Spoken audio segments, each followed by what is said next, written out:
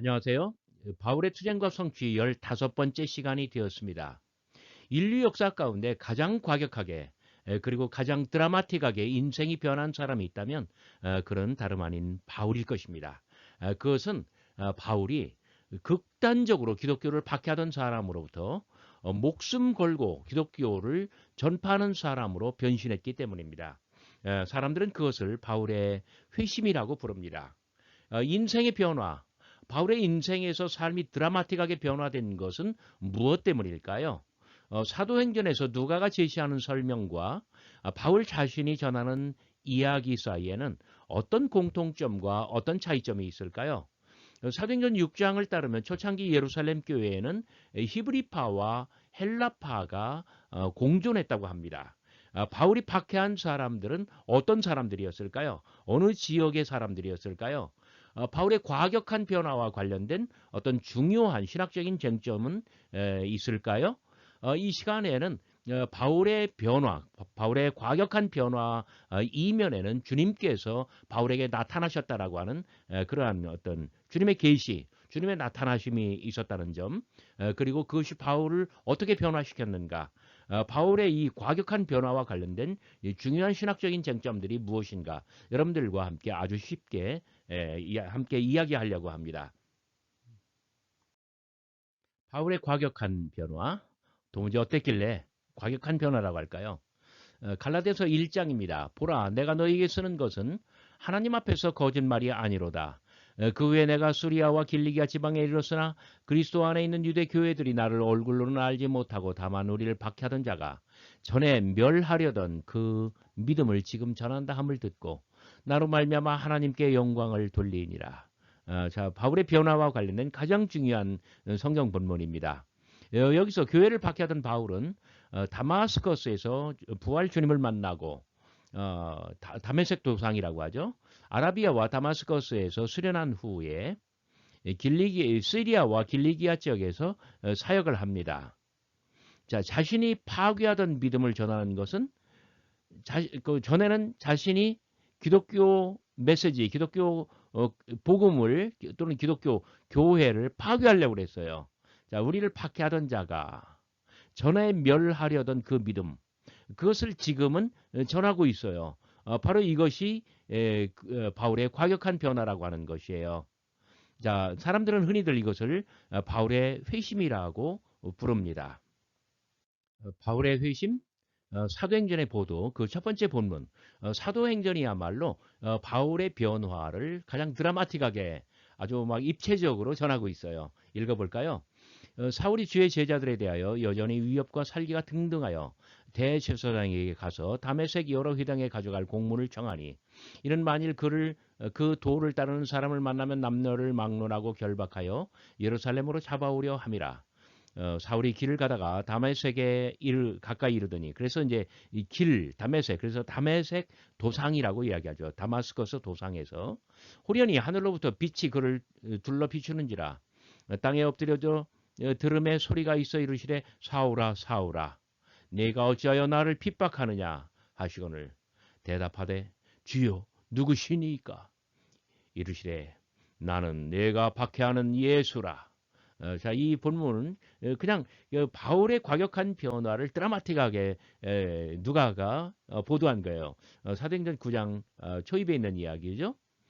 자, 그의 이름은 사울이었고 변화되기 전에는 사울이었고 장소는 다마스커스 도상이었습니다. 그런 대제사장의 지시로 교회를 극심하게 박해했습니다. 여기 대제사장에게 공문을 받아서 다마스커스에 있는 여러 회당으로 예수쟁이들을 아주 사냥하러 갔다는 거예요. 자, 회심의 핵심은 부활 주님의 체험입니다. 여기 하늘로부터 빛과 소리. 부활 주님은 빛과 소리로 나타나십니다. 바울의 회심 사도행전의 두 번째 본문을 봅시다. 자, 6절부터예요. 너는 일어나 시내로 들어가라.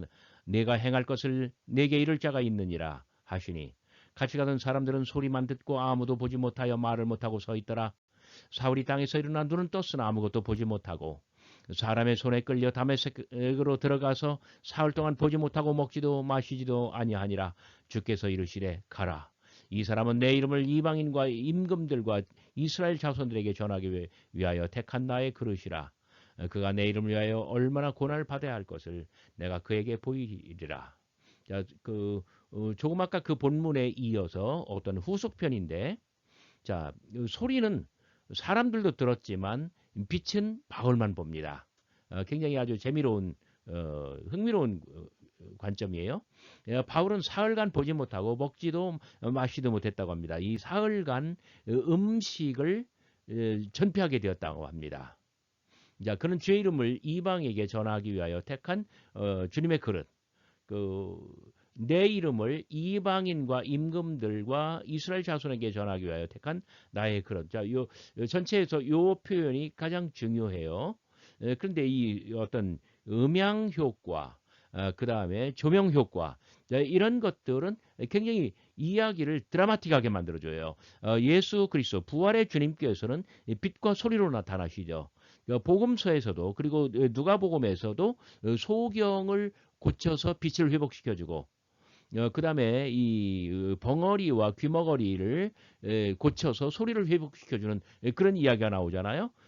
초대교회에서 복음은 빛과 소리로 연출되는 경우가 대단히 많았습니다. 부활 주님도 빛과 소리로 나타나셔요. 그런데 가장 중요한 것은 뭐냐면 바울의 회심이야말로 어떤 이방인들에게 기독교 복음을 전하기 위하여 택한 그릇이다. 바로 이러한 사실입니다. 사도행전에서 누가는 대단히 바울의 과격한 변화를 대단히 아주 드라마틱하게 빛과 소리, 음향 효과, 조명 효과 이런 것을 나타나면서 부활의 그리스도께서 바울에게 그 다마스커스 도상에서 딱 나타나셨다고 그렇게 표현을 해요. 그렇다면 바울은 이 사건을 어떻게 표현할까요? 그 유일한 그 바울의 이야기가 거의 유일한 것이 갈라디아서 1장이에요. 형제들아 내가 너희에게 알게 하노니 내가 전한 복음은 사람의 뜻을 따라 된 것이 아니라 이는 내가 사람에게서 받은 것도 아니요 배운 것도 아니요 오직 예수 그리스도의 계시로 말미암은 것이라. 자, 바울이 자신의 복음이 계속 사람들에게 어떤 문제를 제기하게 만들고 사람들이 자꾸 이제 문제를 걸어요. 그러니까 자기의 복음을 변호하는 가운데 어떤 자신의 과격한 변화에 대해서 말할 기회가 있었던 거예요. 자, 바울은 자신의 복음이 사람에게서 받은 것, 배운 것 아니고 사람의 뜻을 따라 난 것이 아니라고 이야기를 합니다. 바울은 자신의 복음이 예수 그리스도의 계시로 말미암는 것이라고 말합니다. 자, 예수 그리스도의 계시, 그분이 그에게 나타나셨다라고 하는 거예요. 그러니까 예수 그리스도께서 어느 순간 나에게 나타나셨어요. 이것이 내 인생을 송두리째 변했어요. 이것이 바로 뭐냐면 바울의 어떤 자신의 변화에 대한 바울 자신의 어떤 스토리텔링이에요. 자, 바울의 복음은 모든 이로부터 독립적이다. 요 이야기를 하는 과정에서 바울 자신의 과격한 변화가 예수 그리스도의 나타나심으로 말미암았다라고 바울은 이야기합니다. 조금 더 자세하게 볼까요? 자, 조금 아까 그 본문에 이어서 바울 자신이 어떻게 자신의 과격한 변화를 증언하는지 한번 그 다음 본문 살펴볼까요? 그러나 내 어머니의 태로부터 나를 택정하시고 그의 은혜로 나를 부르시니가 그의 아들 이방에 전하기 위하여 그를 내 속에 나타내시기를 기뻐하셨을 때에 내가 곧 혈육과 의논하지 아니하고 또 나보다 먼저 사도된 자들을 만나려고 예루살렘으로 가르지 아니하고 아라비아로 갔다가 다시 다마스커스로 돌아갔노라. 그 후 3년 만에 내가 게바를 방문하려고 예루살렘에 올라가서 그와 함께 15일을 머무는 동안 주의 형제 야고보 회에 다른 사도들을 보지 못하였노라. 자, 이와 관련된 동일한 본문이 고린도전서 15장 8절입니다. 그 그리스도께서 맨 나중에 만삭되지 못하여 난 자 같은 내게도 보이셨느니라. 자, 여기서는 어떤 예수 그리스도의 계시가 목적격으로 나타납니다. 하나님께서 아들을 내 속에 나타내셨다. 어떤 아들 되신 그리스도께서 맨 나중에 만삭되지 못하여 난 자 같은 내게도 나타나셨다. 그러니까 목적격과 이 주격의 차이죠. 자, 이런 이야기가 바울 자신의 변화와 관련된 과격한 변화와 관련된 가장 포괄적인 설명이에요. 바울 자신의 스토리텔링이에요. 자기의 인생을 이야기하는 거잖아요. 자, 이것을 다음 페이지에서 제가 정리해 보겠습니다. 부활 주님과의 만남이라고 하는 것은 하나님께서 아들을 이방인들에게 전하도록 자신을 택하시고 자신에게 아들을 나타내신 사건이에요. 자, 취지는 뭐예요? 이방인들에게 어떤 아들을 전하라고. 그러니까 사도행전에서도 어떤 그 뭐라요? 이방인들에게 전하기 위하여 택한 나의 그릇이다 이렇게 얘기했잖아요. 바로 그런 점에서 공통점이 있네요. 그런데 부활 주님이 빛과 소리로 나타나셨다라고 하는 말은 없지만 하나님께서 내게 아들을 나타내셨다라고 말합니다. 자, 부활 주님을 체험한 후에 바울은 혈육과 의논하거나 예루살렘으로 가지 않았습니다. 오히려 3년 동안 아라비아, 다마스커스 이런 곳에 머물면서 어떤 자기 수양의 시간을 갖습니다. 그 후 예루살렘으로 가서 제한적으로 아마 2주 동안 베드로를 만났고 그리고 베드로가 소개해서 마지막 날 야고보를 만난 것처럼 보입니다. 자, 이 모두는 바울의 복음이 다른 사람들의 복음과 얼마나 다른가, 그리고 그 사람들과 섞이지 않았다, 완전히 독립된 것이다. 이것을 말하기 위한 그런 문맥에서 아들의 나타나심, 아들을 나타내심, 아들의 나타나심을 이야기하는 거예요.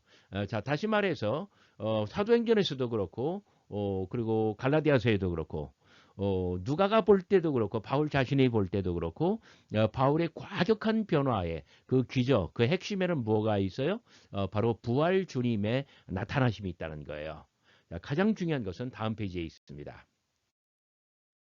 바울의 과격한 변화와 얽힌 어떤 쟁점들은 무엇일까요? 바울은 당시 다마스커스에 거주한 듯합니다. 예루살렘 유대와는 무관해요. 자, 사도행전에 의하면 그 예루살렘 뭐랄까요?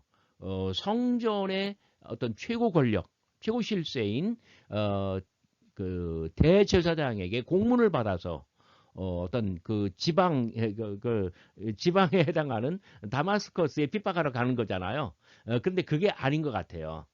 바울은 예루살렘 유다 쪽, 왜냐하면 유대에 있는 사람들이 자기 얼굴을 알지 못했다라고 했으니까요. 갈라디아서 1장에서요. 바울은 당시 다마스커스 쪽에 어떤 그 삶의 터전을 가지고 있고 거기에 기반을 가지고 있고 그쪽에 거주한 것 같아요. 예루살렘 유대와는 무관해요. 그 사람들은 바울의 얼굴을 전혀 알지 못했다고 하니까요. 자, 그가 기독교 메시지를 접한 것도 다마스커스에서였을 것입니다. 그는 거기서 헬라파 기독교를 접했을 것입니다. 자, 예루살렘에는 히브리파와 헬라파가 있었는데 히브리파가 헬라파를 축출하잖아요. 그러니까 다마스커스에서도 이 어떤 쫓겨난 헬라파 기독교인들이 굉장히 활발하게 활동을 했고 바울은 거기서 기독교를 접했을 것입니다. 자, 율법에 얽매였던 바울, 율법 안에 있었던 사람, 율법이 생의 전부였던 사람, 율법이 어떤 신앙의 전부였던 사람 바울은 율법으로부터 너무나 자유로운 헬라파 기독교를 만났고 바울은 율법의 기준으로 율법이 없는 법도가 없는 이 사람들을 용납할 수가 없었던 거예요. 그래서 그들을 막 죽도록 미워했고 죽이려고 박했던 거예요. 그런데 바울의 과격한 변화는 기독교 박해의 현장, 헬라파 기독교를 박해하던 바로 그 현장에서 나타났어요. 자, 가장 중요한 쟁점은 무엇일까요? 바울의 과격한 변화, 이런 바울에게 어떤 부활의 그리스도가 나타나셨다라고 하는 것, 자기가 핍박하는 바로 그 기독교 핵심인 이 부활의 그리스도가 내게 나타났다는 것은 무엇을 뜻하는가? 바로 율법의 문제입니다. 더 이상 어떤 율법이 유효성을 가지고 있는가 없는가? 어떤 율법의 시효가 아직 유지되고 있는가 아니면 끝나버렸는가? 이것이 바울의 어떤 가장 과격한 변화에 바울 자신이 가지고 있었던 어떤 생각의 변화, 어떤 신학적인 변화라고 하는 거예요. 자, 이러한 것들이 바울의 어떤 생애를 어떻게 바울의 생애에 변화를 몰고 왔는가? 바울의 신학에 어떤 변화를 몰고 왔는가? 그래서 이런 어떤 부활의 그리스도가 마침내 어떤 뭐랄까 율법으로부터 자유로웠던 그래서 십자가에서 죽을 수밖에 없었던 예수가 다시 살아났다고 하는 것, 내게 나타났다고 하는 것, 이것이 어떤 역사에는 어떤 의미를 갖는가? 어떤 종말론이 여기서 바울의 종말론이 여기서 나타날 것이죠. 그러면 율법은 더 이상 어떤 유효한가 아니면 어떤 폐기될 대상인가? 이런 모든 것들이 바울에게 어떤 생각을 바꿔주는 거예요. 그래서 이것은 어떤 회심이라기보다는 바울이 새로운 어떤 선교사로, 새로운 사도로 부름을 받는 어떤 회심이 아니라 소명의 사건이 되는 것이고요. 그래서 이 회심인가 소명인가 바울의 어떤 과격한 변화는 어떤 의미를 갖는가 다음 시간에 다시 살펴보도록 하겠습니다.